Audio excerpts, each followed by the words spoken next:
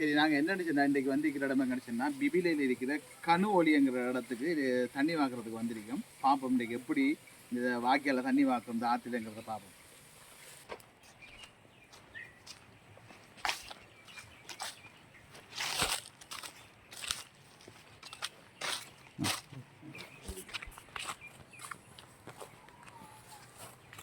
ஒரு முக்கியமான விஷயம் என்னென்னா இந்த பகுதியில் கோபி அதே போல் தான் மிளகு செய்கை அதிகமாகிருக்கு. குறிப்பாக எங்கே போனாலும் எந்த ஒரு உழவுக்குள்ளே போனாலும் கோபி, அதுபோல் தான் கோபியை விட மிளகும் கூட அதிகமாக இருக்குது இந்த ஏரியாவில். அதையும் இந்த காணொளி மூலமாக பார்க்கலாம்.